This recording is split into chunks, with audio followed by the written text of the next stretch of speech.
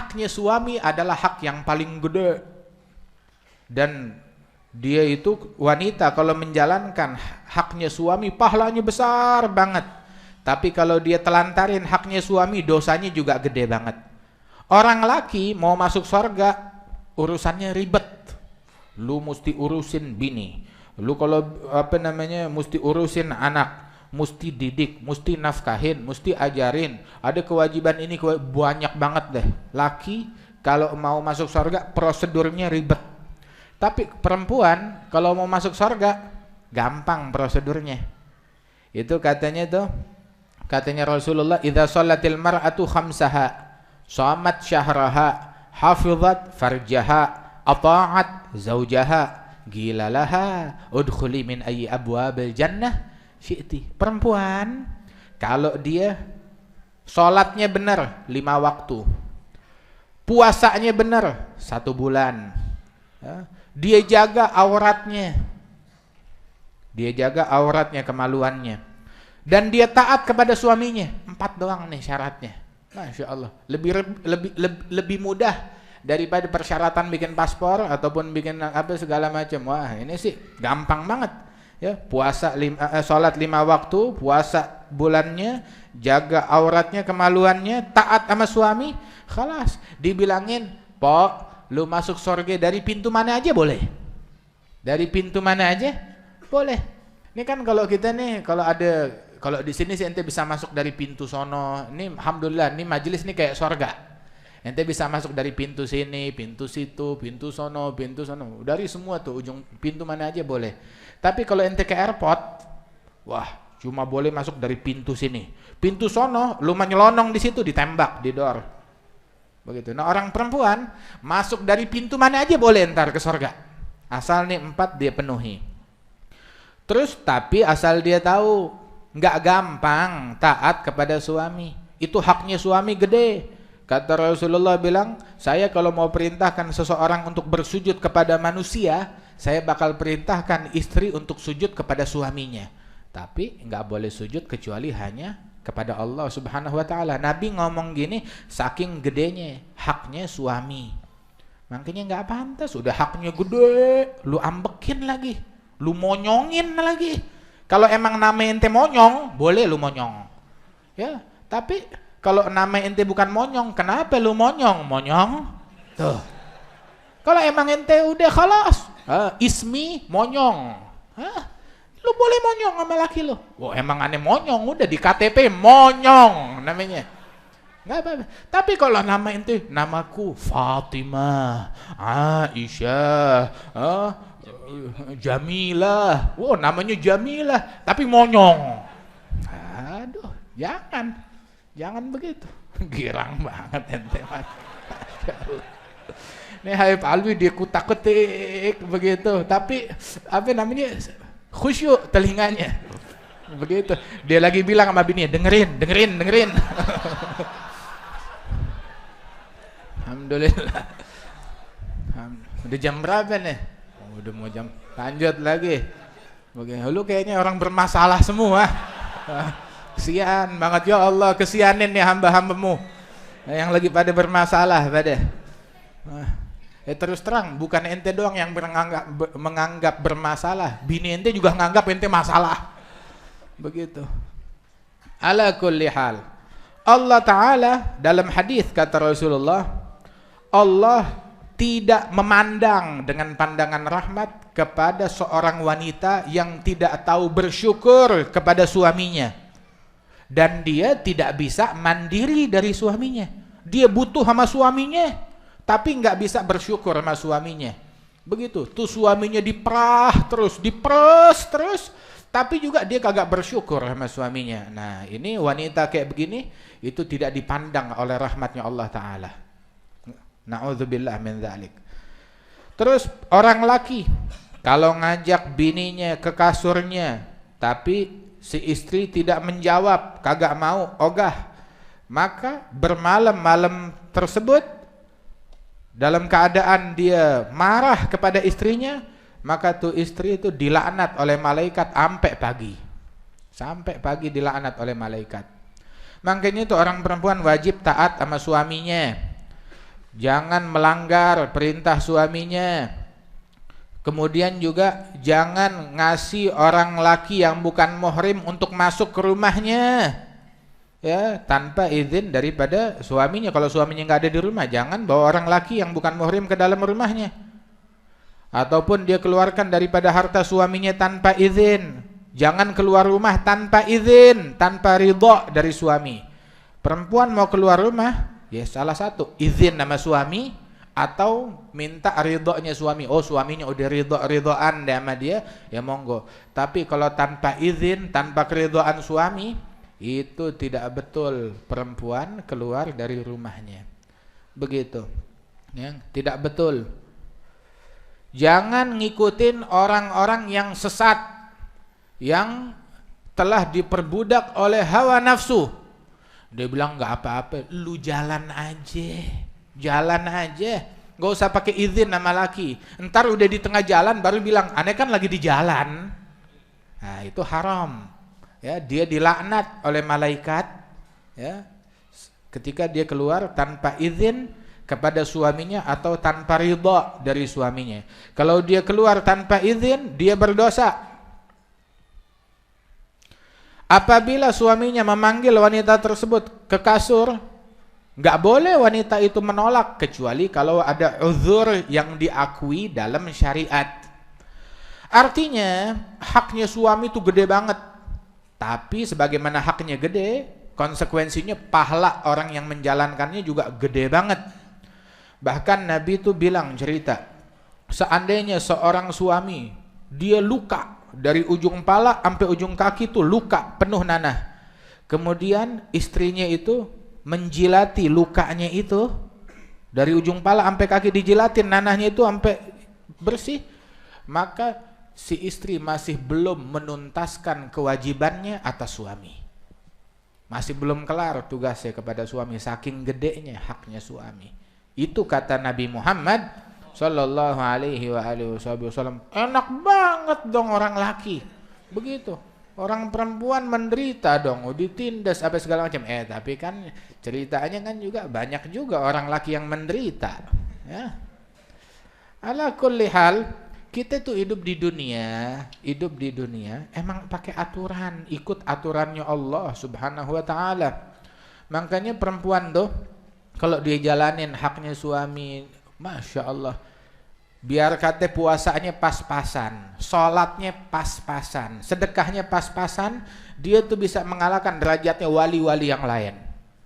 Kalau dia jalanin haknya suami dengan baik, dengan benar. Makanya gampang perempuan untuk mencapai kewalian, untuk mencapai anugerah luas dari Allah Subhanahu wa taala. Terus juga orang laki hendaknya dia banyak memaafkan kepada istrinya. Jangan terlalu nuntut kepada istrinya. Dituntut sampai hal yang terkecil dituntut. Jangan banyak nuntut kepada istri. Akhirnya juga itu perempuan jadi susah. Sebab an-nisa nagisatud din wal aql. Wanita tuh krisis akal dan krisis agama.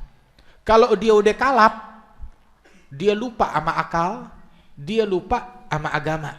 Udah kalap, lupa akal, lupa agama, udah.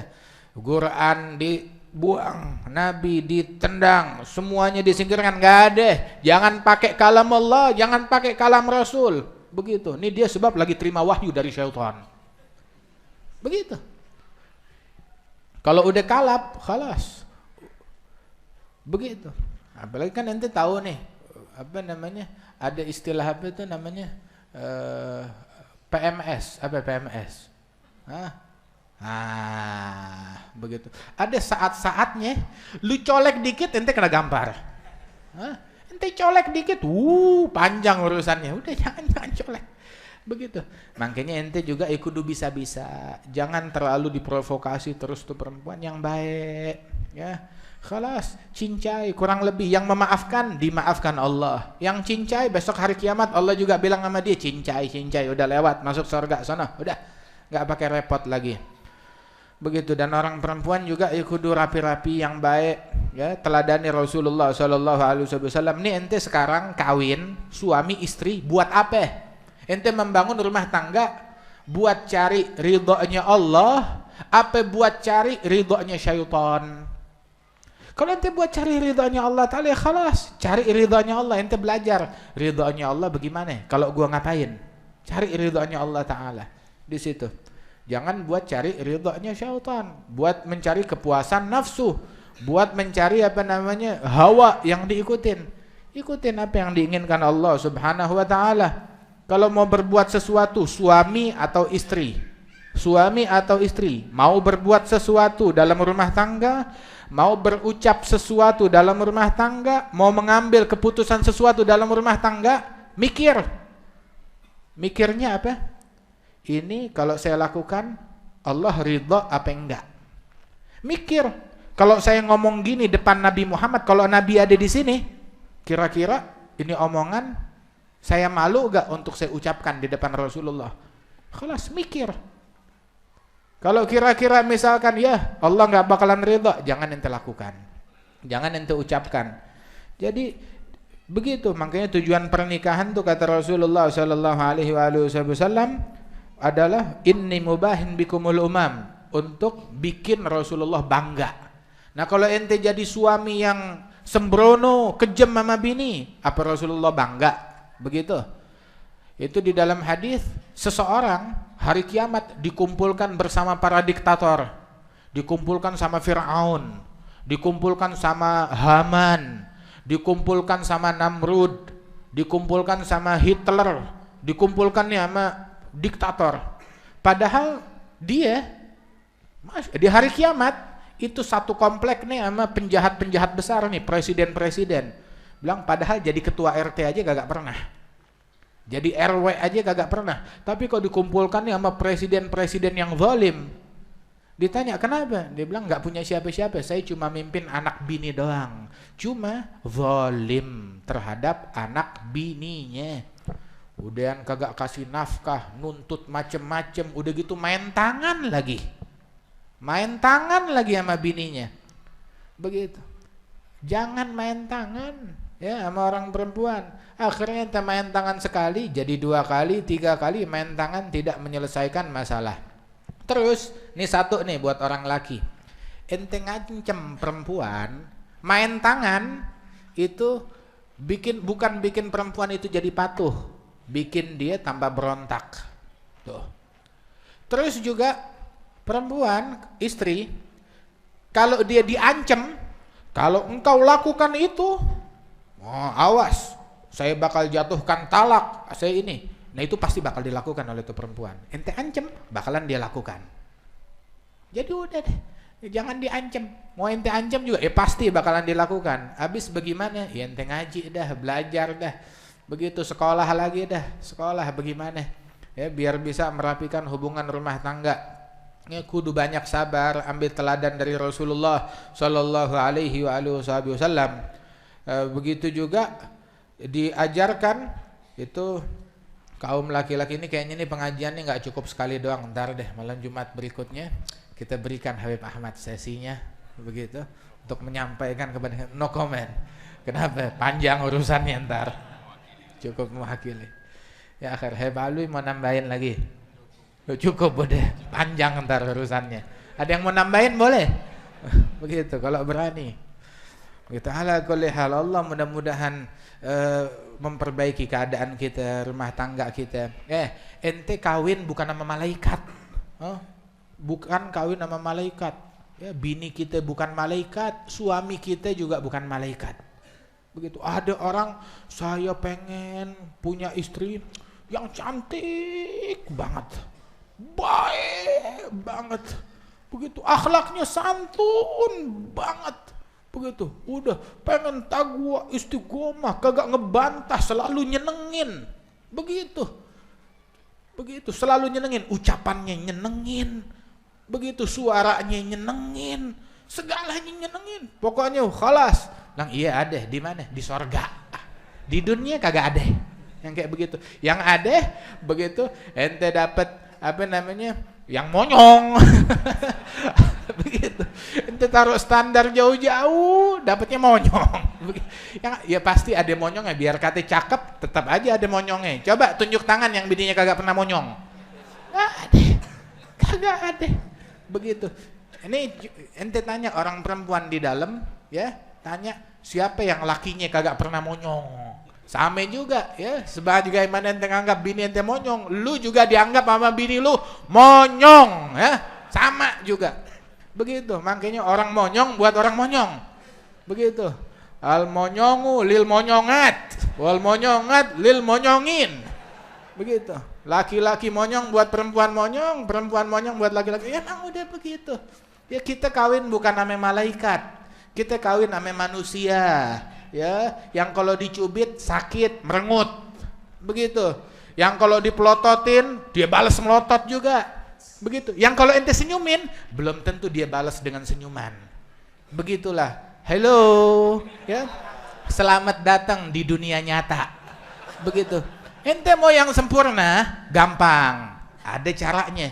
Ya, lu mati buruan, masuk surga, baru dapat yang sempurna. Tapi Allah Ta'ala ngajarin kita nih doa. Apa doanya? Itu ada doanya nabi-nabi. Doanya diajarin Rabbana hablana min azwajina wa dzurriyyatina qurrata a'yun waj'alna lil muttaqina imama. Ya Allah, berikan kepada kami, istri-istri kami, anak-anak kami, keturunan kami yang nyenengin kita. Nyenengin di mana? Nyenengin yang pasti, yang kita harap tuh nyenengin di akhirat, di dunia juga insyaallah. Nyenengin dunia dan akhirat. Doa terus, minta sama Allah Ta'ala, banyakin nih doa kayak begini. Terus juga biar akur rumah tangga. Orang laki kalau masuk rumah, keluar rumah baca ayat kursi. Ya, orang perempuan juga masuk rumah, keluar rumah baca ayat kursi. Itu yang baca ayat kursi ketika masuk rumah, keluar rumah, Allah Ta'ala jadikan keharmonisan di dalam rumah tersebut. Diberikan keharmonisan dalam rumah tersebut. Ya, mudah-mudahan Allah Ta'ala berikan keharmonisan dalam rumah tangga. Ya, diperbaiki istri kita, diperbaiki suami kita, diperbaiki anak-anak kita, jadikan kita orang yang baik insyaallah dunia wa akhirah. Amin ya rabbal alamin.